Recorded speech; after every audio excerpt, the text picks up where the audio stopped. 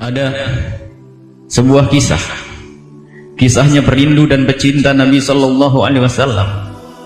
Impiannya adalah bersama Rasulullah, baik di dunia ataupun di akhirat.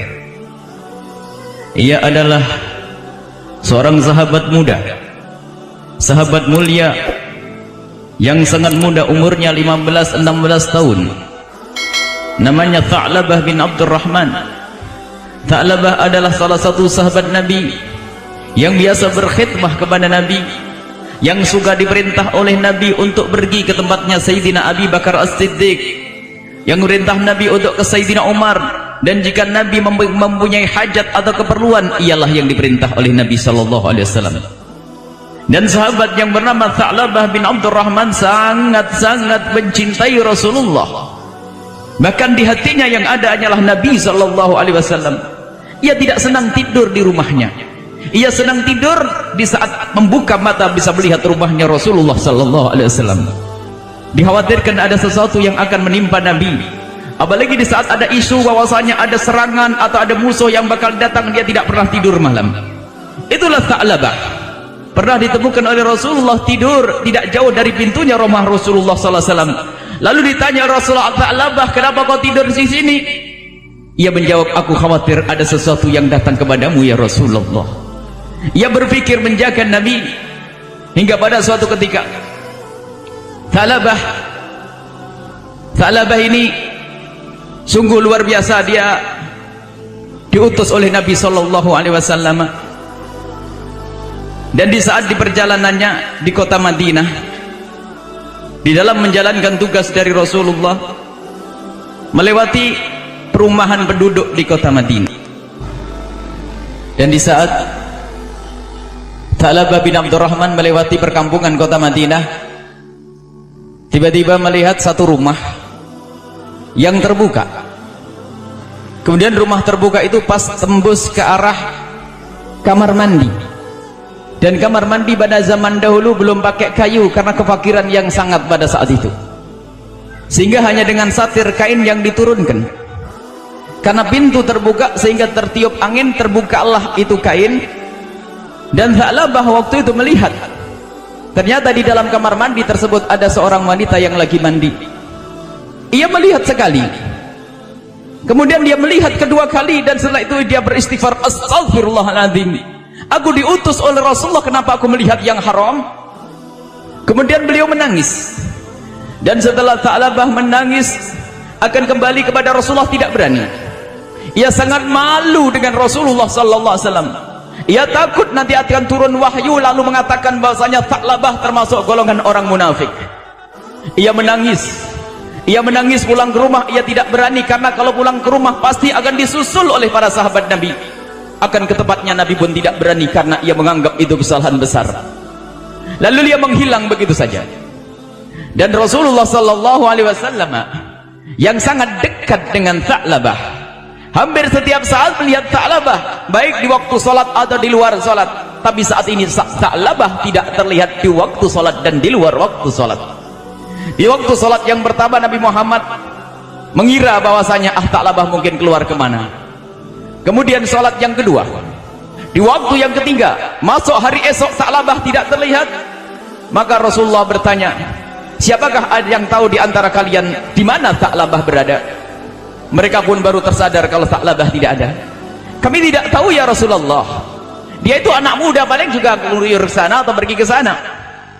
Lalu Rasulullah berkata kepada Sayyidina Umar bin Khattab dan berkata kepada Sayyidina Salman Al-Farisi, tolong kau cari Tha'labah. Dicari dan dicari tidak ketemu. Lapor lagi kepada Nabi, tidak ketemu ya Rasulullah.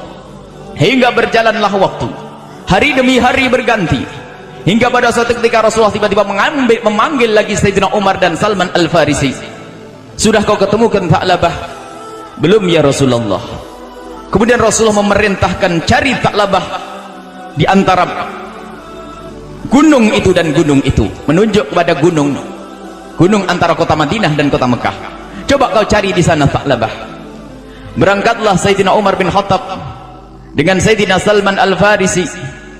Kemudian datang ke tempat tersebut, tidak menemukan apa-apa, hanya menemukan seorang penggembala yang namanya Zufafah, Lalu bertanyalah Sayyidina Umar bin Khattab, wahai pengembala, apakah engkau pernah melihat orang dengan sifat-sifat seperti ini? Umurnya 15-16 tahun, dia model sifatnya seperti ini, kulitnya seperti ini, rambutnya seperti ini. Pengembala kambing tersebut berkata, kami tidak menemukan siapapun kecuali satu orang yang dia tinggal di sela-sela bukit itu. Orangnya adalah orang yang cengeng. Setiap turun ke bawah yang terlihat matanya adalah derai air mata. Sayyidina Umar berkata, Sa'labah yang aku kenal tidak cengeng. Cuman barangkali dia barangkali, cobalah tunjukkan di mana tempatnya. Kemudian pengembala tersebut berkata, tunggulah di tempat ini, karena setiap sore Sa'labah itu turun, biasanya turun ke tempat kami ini. Lalu bukan Sa'labah, pemuda itu turun, biasanya turun ke tempat ini, langsung kami beri susu sampai ia kenyang, kemudian dia pergi lagi. Akhirnya Sayyidina Umar dengan Sayyidina Salman Al-Farisi bersembunyi di balik bebatuan. Sebab kalau tahu itu adalah sahabat Nabi, tentu dia akan kembali lagi ke atas. Setelah turun, Sa'labah memang menoleh ke kiri ke kanan, tidak ingin diketahui oleh siapapun. Dia adalah Sa'labah. Dia menoleh ke kiri dan ke kanan, tidak mau terlihat oleh siapapun. Akhirnya telah sampai ke tempatnya pengembala kambing, dikasih susu secukupnya, kemudian setelah itu mau berlari. Di saat bergegas mau berlari dan terlihat di matanya derai air mata, lalu Sayyidina Umar dan Sayyidina Salman Al-Farisi menyambut Sa'labah, dan dia terkaget gemeteran. Siapa engkau? Aku adalah Umar dan aku adalah Salman, diutus oleh Rasulullah. Kenapa? Aku telah digolongkan sebagai orang munafik? Tidak, jangan lihat aku mau pergi. Lalu ditangkap, jangan pergi wahai Sa'labah, sini aku akan berbicara. Tidak, aku malu dengan Rasulullah, aku takut kalau aku digolongkan kepada orang munafik. Kenapa engkau seperti itu Sa'labah? Karena aku melakukan satu dosa, aku takut, biarkan aku pergi, jangan hiraukan aku. Tidak Sa'labah, engkau harus pergi bersamaku kepada Rasulullah. Tidak, aku tidak berani menghadap kepada Rasulullah. Tidak Sa'labah, ini perintah dari Rasulullah. Benar, Rasulullah tidak mengatakan aku golongan orang munafik. Aku tidak mendengar itu semua. Yang jelas berhari-hari Nabi Muhammad memerintahkan kepadaku agar aku mencarimu, dan sekarang aku sudah menemukanmu. Ayo Sa'labah pulang. Ternyata ini sudah hari yang ke-40 hari. Sa'labah berada di bukit itu 40 hari, ternyata hanya dengan derai air mata menangisi, menyesali hanya karena melihat perempuan di kamar mandi, dan itu pun hanya sekelebat. Ia menganggap ini sebuah dosa besar, ini menganggap sebuah kesalahan yang menjadikan dia bakal digolongkan sebagai orang munafik. Kemudian berjalanlah ia dipapah oleh Sayyidina Abu Bakar, Sayyidina Umar dan Sayyidina Salman Al-Farisi. Lemah lunglai dia. Rupanya itu adalah akhir-akhir daripada kehidupannya Sa'labah. Dia lemah 40 hari hanya minum susu. Tapi dia mau kembali, takut dia ketemu Rasulullah, takut ketemu dengan orang yang dicintainya, takut dimarahi oleh Rasulullah, takut digolongkan orang munafik. Padahal dulu dia rindu ingin bersama Rasulullah di dunia ataupun di akhirat. Kemudian dia terjerumus dalam dosa melihat perempuan yang lagi mandi. Masya Allah. Kemudian dihantarkanlah oleh Sayyidina Umar bin Khattab dengan Sayyidina Salman, dibawalah ke tempatnya Rasulullah.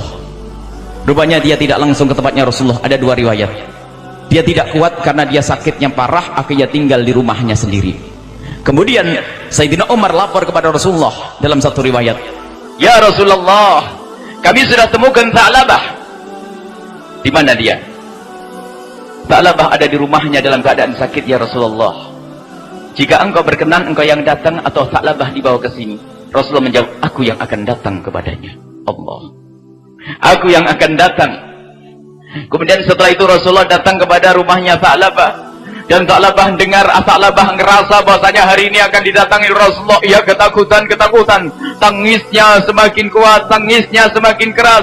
Apalagi di saat mendengar suara Rasulullah, Assalamualaikum ya Sa'labah. Sa'labah gemeteran menjawab, Waalaikumsalam ya Rasulullah. Ia ragu-ragu melihat wajah Rasulullah sallallahu alaihi wasallam.